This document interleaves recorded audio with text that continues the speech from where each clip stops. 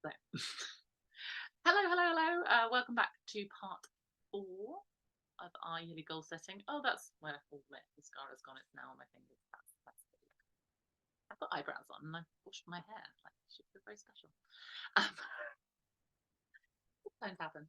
Um, Tonight we are looking at planning out the steps for our goals that we have looked at. So I am aware that I still haven't got the upload. I've had problems with my internet and just paid till stupid o'clock yesterday, and literally I think I finally went to sleep around 4:20, but then I have seen that I text someone a link for something at like 5:25, so I clearly hadn't slept for very long.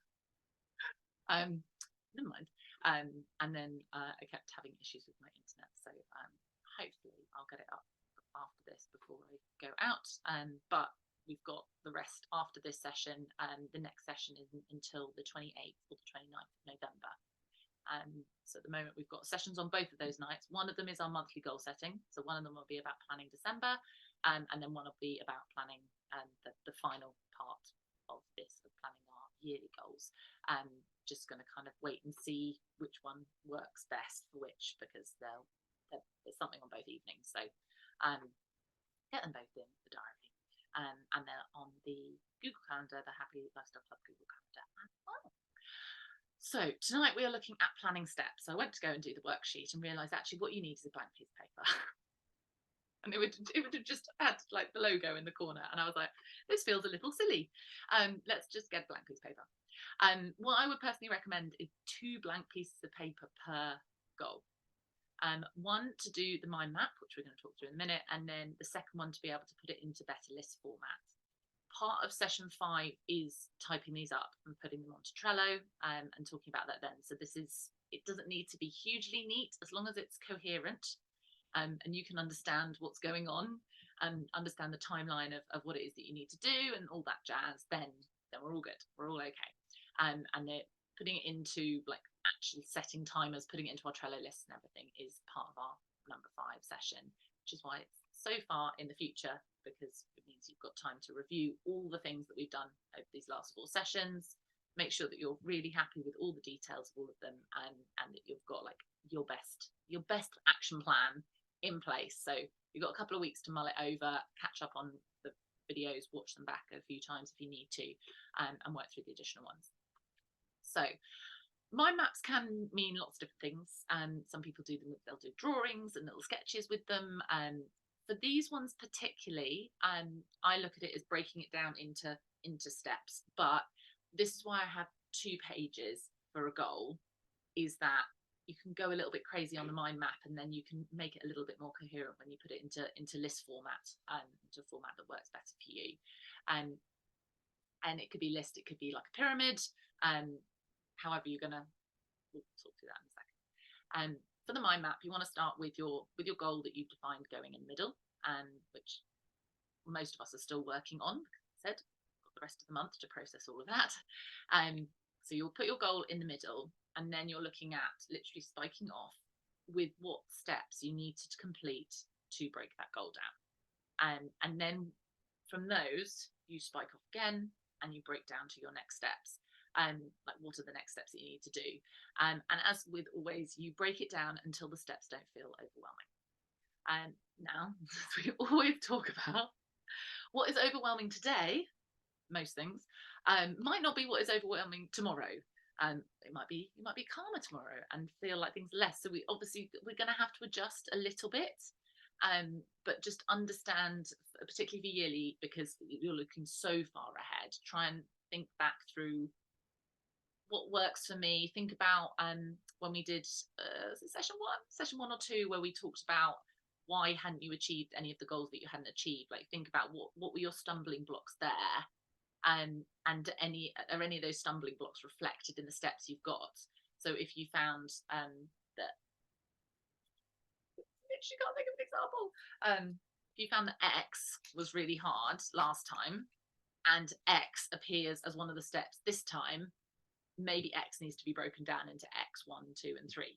And maybe it needs to be broken down a bit further. It could also be that you look back at a goal and you're like, oh, so I've got to repeat Y No, that's a word as well, so let's pick a different letter. S. I've got to repeat S, but I now find S quite easy, and I know that I'm not very good at completing goals if they're not challenging. So how can I make that step a little bit more challenging?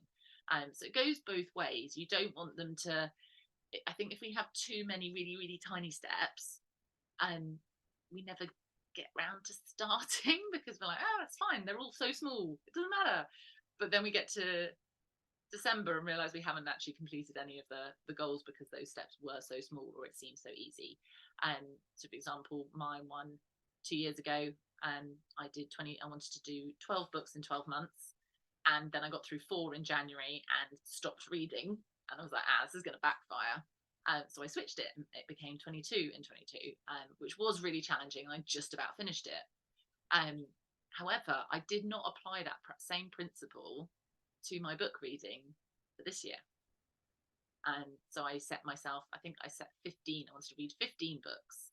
And unfortunately, because the previous year was 22, 15 felt like such a drop that I haven't read anywhere near 15. I'm still kind of hopeful. Like, I might suddenly plow through a load over Christmas, maybe, when things are shut. So many things shut over Christmas. Maybe I'll plow through them. I've got 2 much longer cardio sessions in my gym breakdown from next week. So maybe I will remember to take my book there and read that, because some of them are slow as well. So it's like plodding along and things. So maybe I will magically get through the books. But it clearly wasn't challenging enough because I took my foot off the pedal. In the same way, when you go up a hill, if you don't think it really needs much of a vroom, you don't put your foot down very hard, and then you start rolling backwards and you're like, oh crap, didn't give it enough. So yeah, try and make sure that they are not overwhelming, but also a little bit challenging, particularly if you find that you thrive with more challenging things. Also consider, are you naturally a sprinter or a marathon runner? I don't mean in running terms. Those both sound very exhausting and they make me want to have a nap. But sprinters, I'm a sprinter, I like short deadlines, short time frames. So kind of what would really benefit me is being like, my yearly goals, I'm going to get them done by the end of June. That's going to be my goal this year. And I'm still working through my goals. I'm still working through my sheets, as I recommend everyone does. So I don't know what mine are yet. But actually, now I've said that potentially would be quite a good thing if I actually only had 6 months to achieve my yearly goals. That would be quite like, actually, maybe that works nicely. Maybe that's what I need. I need that shorter time. But maybe you need those smaller steps with shorter deadlines. Or maybe you are a marathoner, which means you prefer that long, sort of drawn out, that sounds terrible, but that sort of more paced approach to it. So you are going to work better with those sort of further in the future deadlines where you can plan out really strategically and just sort of gently plod along. It's kind of the tortoise and the hare, but in this analogy, both can win. Both can win. And it doesn't have to be one or the other. So just really checking in with yourself, who you are, and the first page of yesterday's worksheet, which was our yearly overview, have that out so that you are aware of what other things you've got going on. A lot of our yearly overview was things that happen every year, like birthdays and anniversaries and stuff like that. But maybe this year is particularly busy. You might have like 8 friends getting married and they're all in different countries, and suddenly you're like, actually, I need to rethink my goals a little bit based in line with what I've got going on. To the point where you could be like, actually, one of my goals is going to be to enjoy the events by not having so much to do. And then you can break that down into your actionable steps.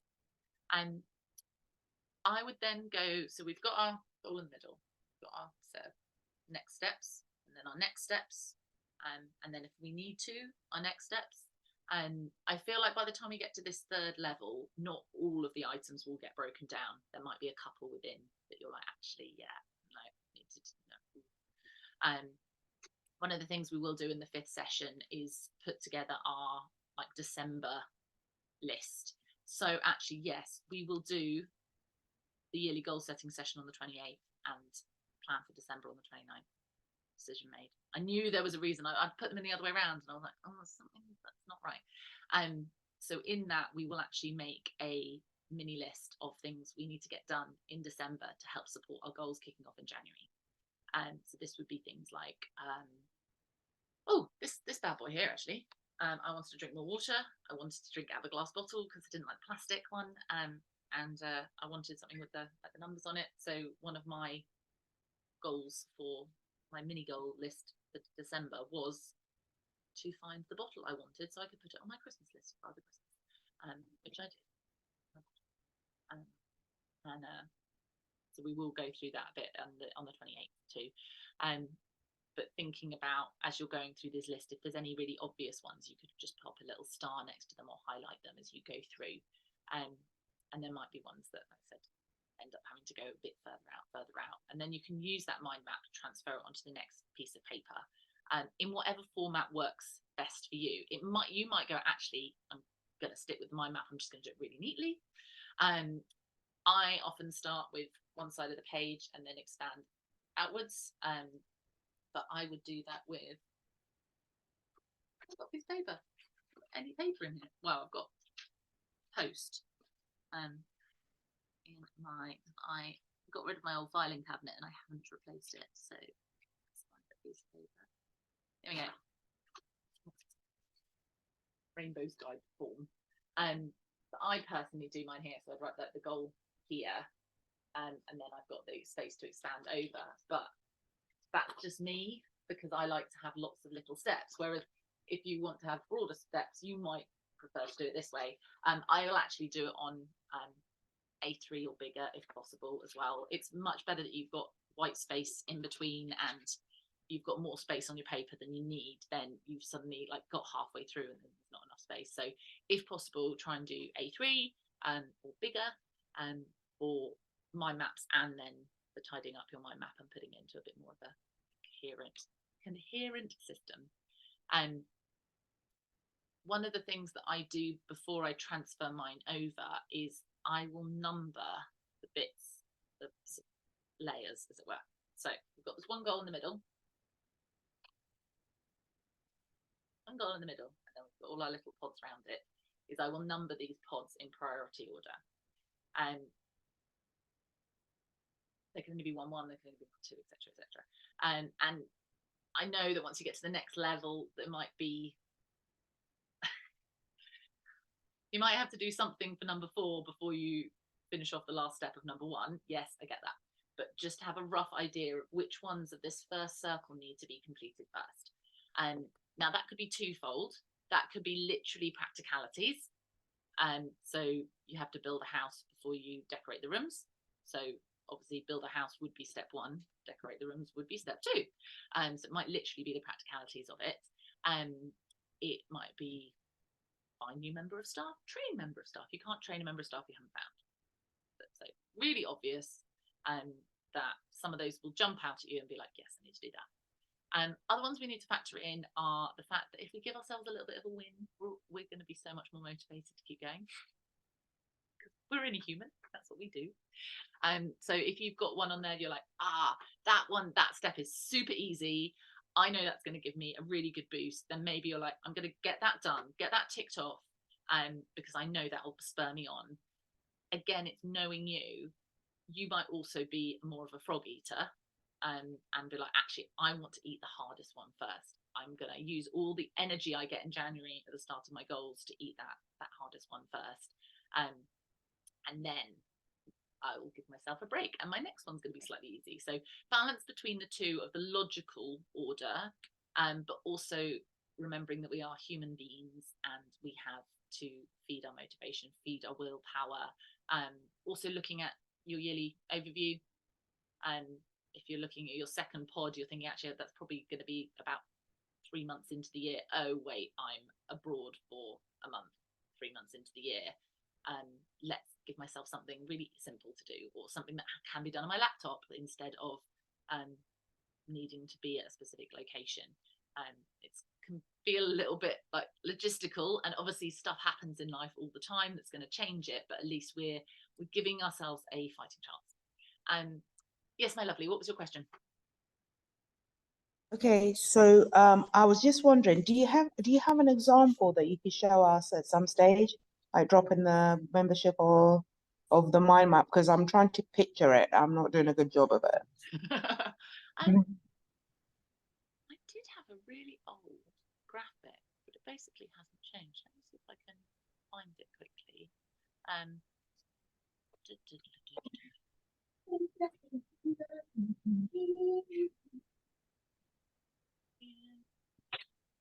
I will dig it out. Okay, thank you. It was, yeah, because it was, I use Canva now, and it was Pic. I remember it being on PicMonkey, so it obviously was a fair old while ago. I think I used it for a workshop a long time ago. So yeah, I'll drop that into the WhatsApp, and then I'll make a nice pretty one that matches the workbooks at some point, just because we like that. Let me see.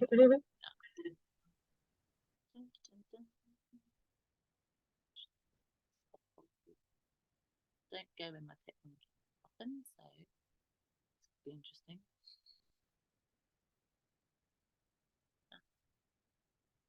No, it's not obviously in here, so I'll have a dig about and see if I can.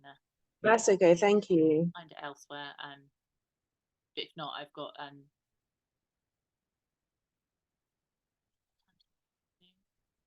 yes, got a bit of admin time tomorrow afternoon, so I can probably put one together then.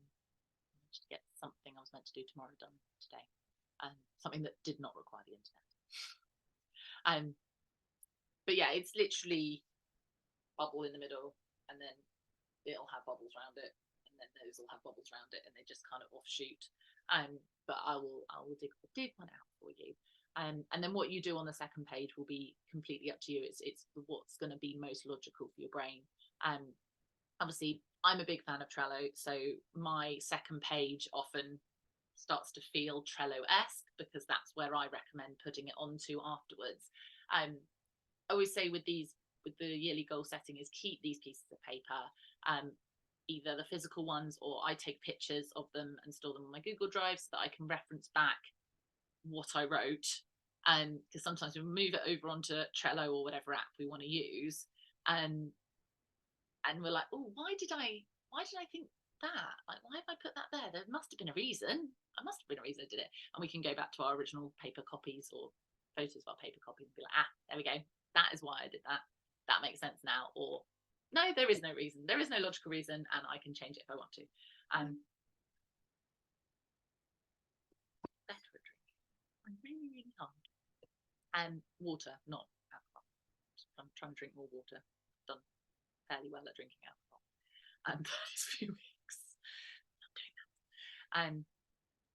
I digress. That's it for this step. That's it. That's why I've digressed, because that's it for this step, and I hate wrapping up.